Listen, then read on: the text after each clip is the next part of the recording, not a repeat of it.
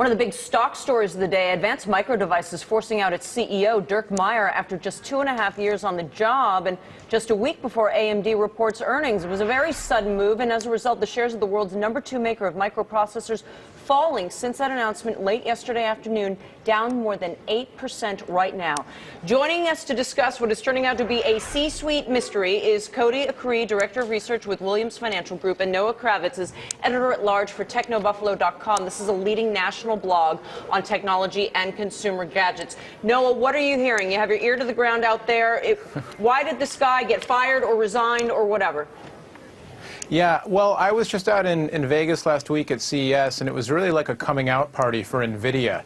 Their new Tegra 2 chips are everywhere: phones, tablets, cars, you name it. And I think that was really the why? NVIDIA did what that AMD didn't do? Well, NVIDIA's got, the new flagship products from, Motorola, on Verizon, on AT&T, the new Google tablet, the first, ever real Google tablet, all have the NVIDIA chips in them. They've been building these chips specifically for mobile applications, and AMD just has been trailing in that space, let alone the problems they've been having competing with Intel's Atom chips, which have been in netbooks everywhere, and they haven't been keeping up. Cody, what do you make of this move in the stock? I would think analysts and investors would, I don't want to use frightened, but you wake up and the guy has just been pushed out, resigning effective immediately without a whole lot of explanation. It usually means that there's something coming, there's another shoe to drop. How worried are you about it? Well, it's very worrying, and the problem now is that AMD has no one to provide that inspiration, and I think it goes back several months to a time when Dirk made a presentation, his strategic presentation to the board, and it just lacked any real vision into the tablet market, any way to take back market share against Intel, and he has done a good job at getting some products out, but they've been late. They are executing well, but it's going to take more than just late and a small product line to beat Intel. So Cody, what do you want the board to do? What would instill confidence in you once again to either go out and buy the stock, recommend the stock, change the rating on the stock? What do you want to see now from the company? You have to engender confidence, and that's the problem, is without some kind of charismatic leader that can really define a strategy that makes sense, and not just we're going to roll out new products at a timely manner and try to beat the guys out there that are doing well. You've got to give them something different, and that's going to be an awfully large nut to crack. Noah of TechnoBuffalo.com. Would this potentially put AMD in play?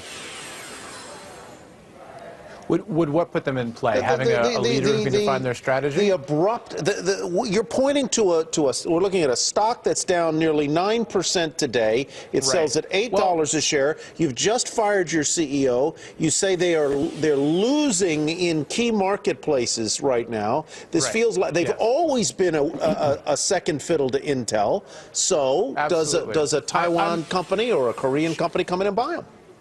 I'm not the stock guy, I'm the gadget guy, but it makes perfect sense to me. As you said, the key places, mobile is hot, tablets, that whole thing that was all the news coming out of this year. And yeah, it would make sense from my standpoint for them to be absorbed. From the financial standpoint, that's not my area, but certainly in what's hot right now, absolutely. Well, let's turn that to Cody. There are a lot of companies out there, especially in the tech space, Cody, that are sitting on oodles of cash.